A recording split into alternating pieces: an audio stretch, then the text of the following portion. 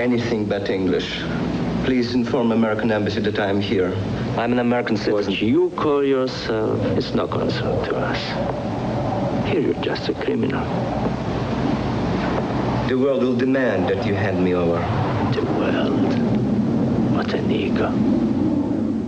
Mikhail Baryshnikov is a Russian dancer who defected to America but now finds himself back in Russia trying to regain his freedom in White Nights, one of 4 new movies we'll be reviewing this week on At the Movies, the movie review program. I'm Gene Siskel, film critic of the Chicago Tribune. And I'm Roger Ebert, film critic of the Chicago Sun-Times. In addition to White Nights, we'll also be reviewing one of the most extraordinary documentaries ever made, a 9.5-hour film named Shoah about the Holocaust.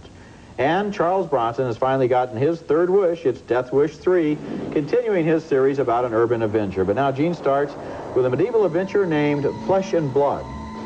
Our first film is the atrocious Flesh and Blood, set in the year 1501, but not for a minute do we believe its time period, especially when at one point in the film somebody says, that person's got the bubonic plague, and we realize that in 1501 they didn't know it was called the bubonic plague. They're off by a couple of centuries. This film always seems very contemporary and quite false, especially in performance and the dialogue, like I just mentioned. The title, Flesh and Blood, here's some of the pictures flesh, as a warrior, Rutger Hauer, and his hostage, a rich young woman, Jennifer Jason Leigh, goes skinny dipping in what I guess is an early 16th century version of a hot tub. It's laughable. It's nice. Nice. Warm.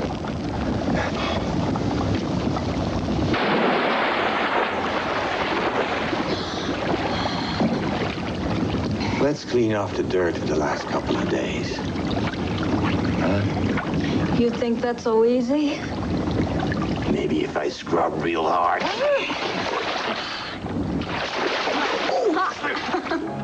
That's sort of tasteless kiddie porn. The only good action scene in the film, and it's ridiculous, is a specially built 16th century hook and ladder built for invading castles.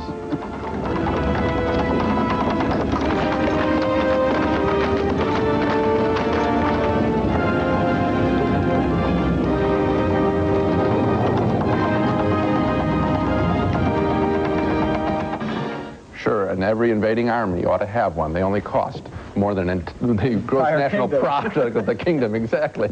This film, Flesh and Blood, is run on violence. You could stop it really at any point. The ending wouldn't make any difference as we watch people chase each other around the countryside, one person more reprehensible than another. I almost defy you to find who's the good guy, who's the bad guy in this picture. The person sitting next to me when I saw this film said, you know, this is almost like a porno film. And I think that's true not only in terms of the girlish nudity that we saw, but also the love of violence. Someone's head is split open, brains are pushed back in, arrows pierce a hand, ripped off. It's a waste of film, totally. I would forgive all of the violence, or at least some of the violence, if there were a hero in the film and if there were a villain in the film, instead of everybody being a reprehensible creep. There's no person in the film that you can get behind. And the woman, Jennifer Jason Leigh, that you saw there, the movie never declares which one of the two men she's in love with.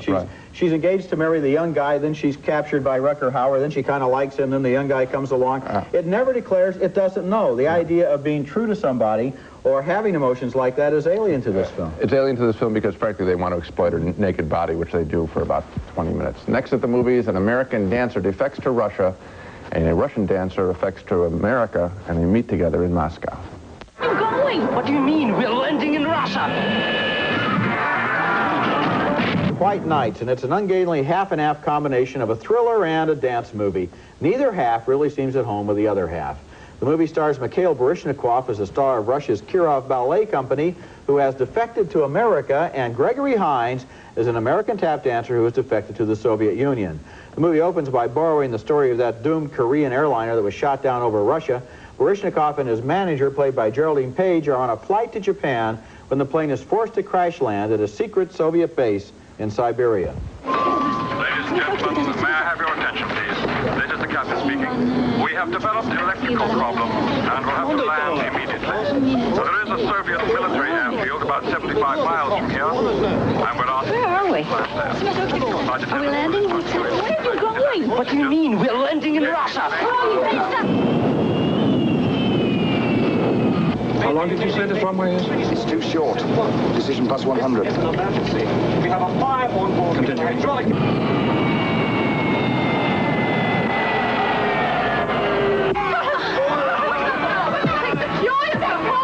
Come on!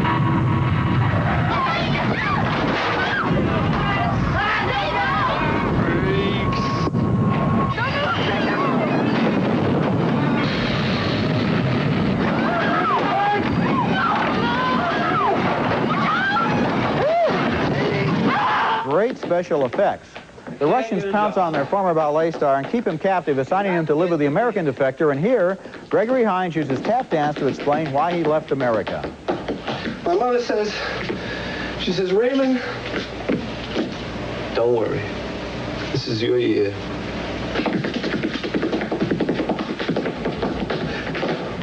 Something good's coming. Something good.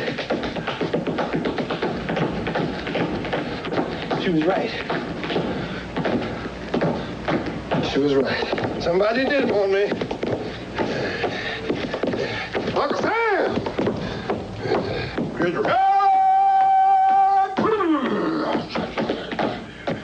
Yeah, Uncle Sam wanted me, wanted the whole ghetto. He said, I want all ghetto. Get on in here. Creative dancing, Baryshnikov revisits its old ballet company, the Kirov, and does a private dance to forbidden Russian dissident music.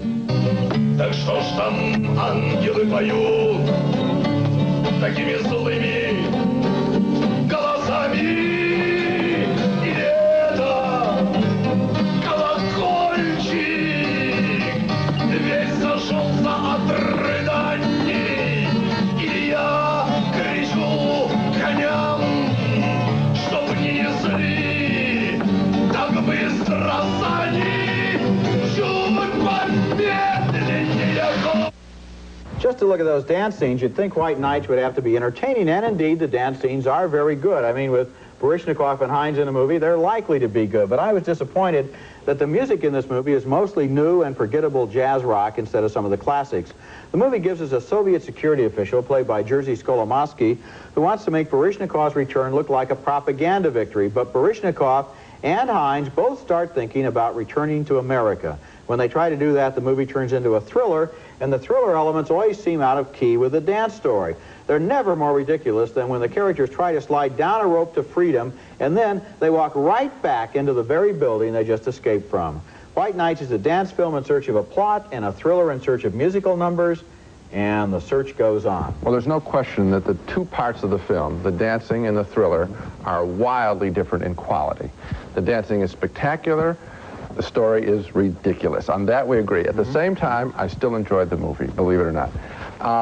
And that's because I really enjoyed the dancing, and there's a lot of it in the film. And it's framed beautifully, which is mostly wide framing and well choreographed by Twyla Tharp. And I was shot well by director Taylor Hackford, and I liked it. And as far as classics are concerned, there is a classic thing, dance scene that opens it, and that is Gregory Hines doing Porgy and Bess in the beginning in Siberia, which is my favorite scene in the whole movie. Okay, if you could take the dance scenes and put them all together, you'd have a pretty good movie. Yeah. What I wish is that they had thought a little bit harder about the project before they started.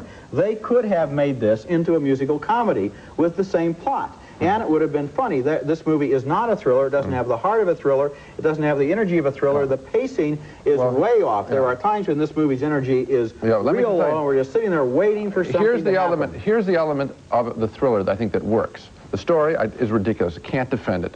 Bad premise and ridiculous conclusion. That's right. But you care so much for these guys because they dance so well, and you can see the passion in their dancing and in their plight as human beings. Interesting characters in a dumb story.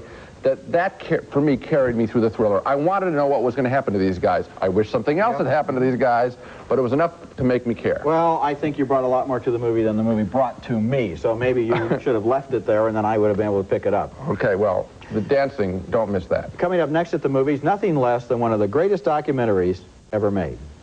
They were put on trucks, they behaved very well. We didn't know, of course, where the trucks are going. They were being assured once more that they are going to hide them. Our next film is one of the most amazing films I've ever seen in my life, or am ever likely to. It's called Shoah, S-H-O-A-H, the Hebrew word for annihilation, or the Holocaust, the destruction of 6 million Jews by the Nazis and their willing allies during World War II. But this extraordinary film does not feature what you might think. There isn't a single image of a Jewish corpse in this film. No pictures of scrawny victims being freed by the Americans in 1945. None of the newsreel stuff that you're all familiar with. No, Shoah contains only current images of the concentration camps in Poland today with the grass growing over them, plus a series of most extraordinary interviews with the few survivors of the death camps, plus hidden camera interviews with Polish and German leaders of the camps, and some interviews with most courageous Jews who led the famous, though futile, Warsaw Ghetto Uprising against a world that would not hear their cry for help. And some of the most amazing scenes in this film are the hidden camera interviews with Nazi leaders of the death camps. They seem so matter-of-fact about what they did, even today, still proud of their engineering of massive death. Die neue Gaskammer, also man war mit 3000 Menschen in 2 Stunden fertig. Ja, aber wie viele Leute zusammen in dem Gaskammer könnten... Ich kann es als Deutscher nicht genau sagen. Die Juden sagen 200. 200? Ja, 200. Müssen Sie sich vorstellen, in einem Raum, der so groß ist wie das Zimmer da. Im Auschwitz, es war viel mehr. Ja, Auschwitz war eine Fabrik. Und Treblinka, was war ein... Ich sage Ihnen meine Definition. Ja. Merken Sie sich das. Treblinka war ein zwar primitives, aber gut funktionierendes Fließband des Todes. That interview was conducted with a hidden camera with the director, Claude Lanzmann, telling that Nazi there that he was just taking an oral history with a little tape recorder for some fictitious Paris university that he had dreamed up. And it's amazing what the Nazi confesses. That guy pulls down a wall chart that he still has from Auschwitz, sort of a keepsake, and he tells exactly how he did what he did. One of the most heartbreaking moments in the film occurs later when a Jewish worker at one of the death camps tells how he almost threw himself into a gas chamber out of shame and guilt, only to be talked out of it by the women who were about to be gassed to death. Fängt an wie ein Chor, fingen an sich singen, ein Gesang. Verbreitete sich in den Auskleiderraum und da fing an zu klingen, sie singen die tschechische Nationalhymne und die Hatikwa. Es hat mich sehr berührt, dieser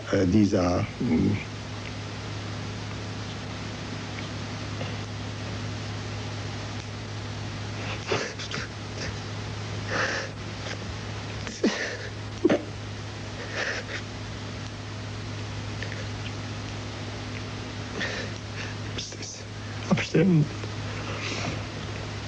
Also dieser Vorfall meiner Landsleuten. Und ich habe mich gefasst, dass mein Leben nicht mein Wert hat. Was soll ich mal leben, für was? Und da ging ich in die Gaskammer mit denen und entschieden zu sterben. Mit ihnen. Da kamen plötzlich zu mir einige Leute, die mich erkannt haben. Weil ich war einige Male mit meinen Freunden mit den Schlosser in Familienlager. Und plötzlich kam eine kleine Gruppe von Frauen zu mir, guckte mich an und sagte, schon in den Gaskammer. Du warst schon in den Gaskammer. Und sagte mir also, das hat du willst ja sterben, aber das hat doch keinen Sinn. Dein Sterben wird nicht unser Leben bringen. Das ist keine Tat. Du musst von hier raus, du musst ja noch berichten über was wir leiden, was für ein Ungerecht uns geschehen ist. And Shoah, it turns out, bears witness to their suffering like no other film ever made. Shoah is an extraordinary film in so many, many ways. First of all, it's 9.5 hours long, and yet it is never less than mesmerizing, and that is not an exaggeration. It is being shown around the country right now in 2 parts on separate days. And what makes it special is not simply that it moves us emotionally. Even a bad film about the Holocaust will do that to a certain extent. But this is superb, artful filmmaking, which tries and succeeds at recreating what it was like at that horrible time. He tells us about the singing of the national anthem at that time. No film has ever told us of what went on right in the gas chamber. Director Lanzmann has located the people who ran the trains that transported the Jews to their death, the people who manned the ovens, the Polish farmers who waved at the trains and went like this, that they knew were carrying the Jews to their death, and who said nothing and did nothing. It's a very quiet film at times. Many times it's quiet. The camera taking the point of view of a passenger on a train or a gas wagon, and for the first time ever, we get a small taste of what this horrible episode of human history was like. I can't praise the film enough, and yet I feel embarrassed almost even talking about it in normal words. It's not the sort of film that you review as a film critic, you know, must see, you know. You feel silly just saying that. It's one of the most extraordinary experiences I've ever had. I sat there for 9.5 hours, and I couldn't take my eyes off of the screen, and yet sometimes there were tears in my eyes. This movie tells me about something that happened in my lifetime that I never really knew about before. This movie will last for 100 or 200 years in a way that we don't have a record of some of the other things that have happened in human history, and this is the darkest hour in human history. It's inexplicable, and this film doesn't explain how 6 million or altogether 12 million people could die, and that everybody would stand by. And as you see these people talking about what they did and how they were officials and they were the not, nobody ever made a decision, apparently. My job was only to drive the truck. I never saw who was in the truck. I never drove a truck. I just, you know, was a guard. No, apparently nobody. There was no final person who ever did anything. Yeah. They were all just part of a process. But this film also proves that they knew, and it proves it with photographic evidence. Right. At one point, there's a remarkable shot. Well, how far away was this concentration camp from the train platform, the center of a train, the center of a city? How far was it away? And the camera pans over, and it's about 50 feet, and you can see the wire there. It would be like in any one city, Grand Central Station in New York, and 50 feet out in front of Grand Central Station, there's a concentration camp. And they all knew, and some of them said, how did you know? And one person says, we could smell it. Or the people in the town, and as the trucks went past, they could hear the people inside banging against the walls and screaming. And then one guy says, oh, you should have been there when the truck tipped over and they weren't all dead yet because the exhaust hadn't come in through. The remarkable thing about Landsman, the director, in terms of his approach, is he's not afraid to leave the camera on the faces of these people minute after minute till he gets out of them what he needs. And he asks specific questions, not how did you feel about this, or didn't you feel this was wrong, but how many meters wide was it, or how many people a day, or exactly how did you give the haircuts? He asks specific questions, and it causes these people to remember so directly and so strongly the actual experiences that they had. I've called it a great film. I think it's the greatest use of film. You almost thank God that film exists to be used in this way. We'll be back in a moment with another motion picture. Well, we just talked about one of the best uses of film that we had ever seen, and now it's back to the beat with one of the worst. Our next movie is named Death Wish 3, and I almost think I could stop right there. That almost describes the film. This movie is a retread of the previous two Charles Bronson thrillers involving a middle-aged man who gets fed up to here and isn't going to take it anymore. In the movie, Bronson is turned into a semi-professional urban vigilante, and he moves into a slum neighborhood to declare war on the local street gang. Who the hell's firing, man? You told someone to fire?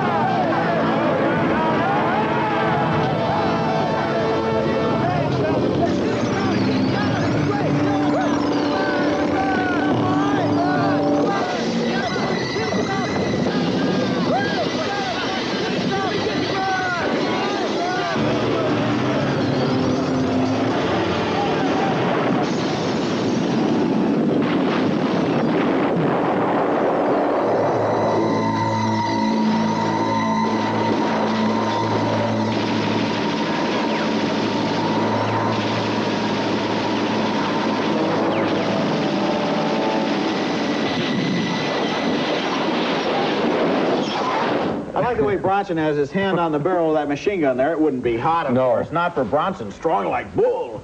Bronson has said he didn't really want to make Death Wish 3, and the writer of the movie wanted to take his name off of it. One of the other actors said he didn't approve of it, but of course the project got made anyway because it was hot after all the headlines about New York's real-life vigilante, William Getz. The weirdest thing about this movie is since it doesn't want to look racist, it has Bronson fighting an integrated street gang. I guess that's progress, Gene, to see whites, blacks, and Latinos working side by side to pillage and rape the city. It's a laughable film in this way because all it is nonstop. They tear up the joint. Every window gets broken into. Then he pulls out the gun. The neighbors pull out the guns, laughably big guns. Bronson tries to outdo Dirty Harry, brings out a bigger gun than Harry's .44 Magnum. I mean, it's cartoon, and I laughed at the film. It was dumb and stupid, and there's no reason to see it. It's a formula, and basically, you've seen the other Death Wish films. Here's your third wish. Big deal. Yeah. Well, let's recap our reactions to the movies on this show. Both Roger and I hated the gory, sex-exploitative flesh and blood. 2 downturned thumbs for that. We split on White Nights. Roger thought the story was ridiculous. I agree. But the dancing of Baryshnikov and Gregory Hines was enough to make it up for me. And 2 big thumbs up for Shoah, the extraordinary documentary on the Holocaust.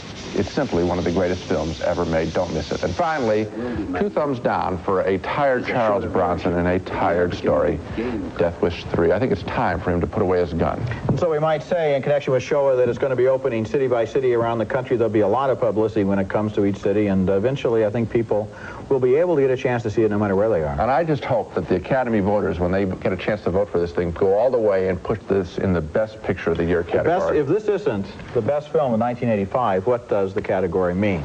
That's it for this week. Next week at the movies, our special edition is going to focus on the merchandising of Rambo and Commando toys. We're calling this show, Is Hollywood Selling War to Kids? That's next week, and until then, we'll see you at the movies.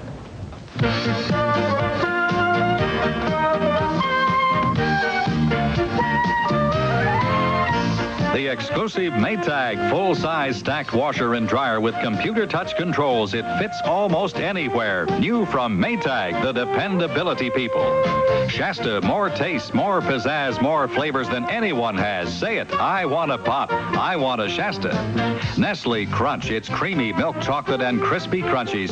Chocolate is scrunches when it crunches. That's why you'll love Nestle Crunch. Bugles are a blast. Crunchy Bugles corn snack in roasted corn and nacho cheese flavor.